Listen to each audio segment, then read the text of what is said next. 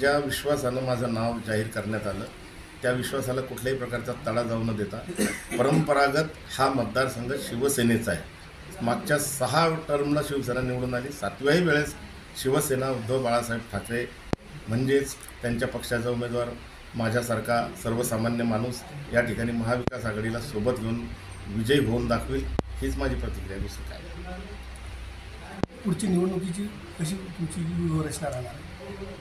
जे 15 वर्षात खासदाराला जमलं नाही, ज्या खासदारानं बुलढाणा जिल्हा हा अविकसित जिल्हा, बुलढाणा जिल्ह्यात खासदार निधी परत जातो एवढं वाईट परिस्थिती असताना ही ओळख पुसून बुलढाणा जिल्हा हा विकासाकडे वाटचाल करणारा जिल्हा म्हणून आम्ही त्या ठिकाणी काम करणार आहोत आणि या ठिकाणी जिल्ह्याची ओळख निश्चितपणे देशात करून देणार आहोत।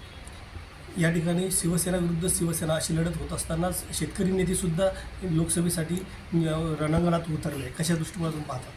शिवसेना विरुद्ध शिवसेना अशी लढत आपण म्हणता, परंतु शिवसेना 2 प्रकारची आहेत। एक जे सोडून गेले, ज्यांनी गद्दारी केली, बेमानी केली, ज्यांना पक्षप्रमुखांनी बाळासाहेब ठाकरेंनी सगळं काही दिलं, 3 वेळेस आमदारकी दिली, 3 वेळेस खासदारकी दिली, मंत्रिपदं दिले, तरी त्यांनी बेमानी केली। मग अशा कुठेतरी गद्दार शिवसेनेच्या लोकांच्या विरुद्ध आमच्या निष्ठावंत शिवसैनिकांची महाविकास आघाडीला सोबत घेऊन लढाई त्या ठिकाणी राहिलं। अजून कोणी उभं आहे नाही आहे मला काही त्याची कल्पना नाही। 8 तारखेला सगळं चित्र त्या ठिकाणी आपल्यासमोर येईल। हो, या ठिकाणी आपण जे आपले विरोधक आहेत समजा विरोधात उभे राहणारे महायुतीकडे, ते एक 15 वर्षाचा त्यांचा अनुभव आहे आणि धनशक्तीचा देखील ते जो मोठ्या प्रमाणात आहे, ते आपली लढाई कशी राहणार? निश्चितपणे धनशक्ती विरुद्ध जनशक्ती अशीच ही लढाई आहे आणि जनशक्ती ज्यांच्याकडे असते तेच जिंकतात हे आपल्यालाही माहीत आहे। म्हणून आम्ही ही लढाई काही जास्त आम्हाला कठीण जाणार नाही आणि पुन्हा मी अगोदर सांगितल्याप्रमाणे गद्दार विरुद्ध निष्ठावंत अशी ही लढाई आहे। सर्वसामान्य जनता ही निष्ठावंतांच्या पाठीशी आहे।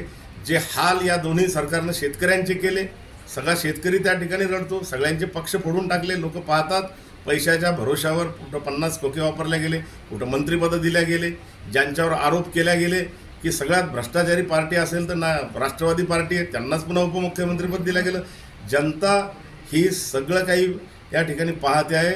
मांजरानं डोळे मिटून घेतले म्हणजे त्याला सगळे लोक पाहत नाही असं समजण्याचं काही कारण नाही। आपले काय मुद्दे राहणार नेमके?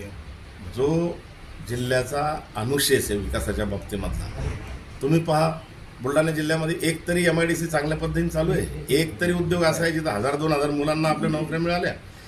नोकऱ्या तर मिळाल्याच नाही, उलट सरकारच्या माध्यमातून कंत्राटी नोकऱ्या देण्याचं पाप त्या ठिकाणी केलं जातं। कुठंतरी अर्ज बोलवल्या जातात, हजारो रुपयाची लूट केल्या जाते, मुलं त्या ठिकाणी जातात, पेपर देतात, नंतर पेपर फुटला असं सांगून पुन्हा एकदा त्या लोकांवर निराशाचं वेळ येते।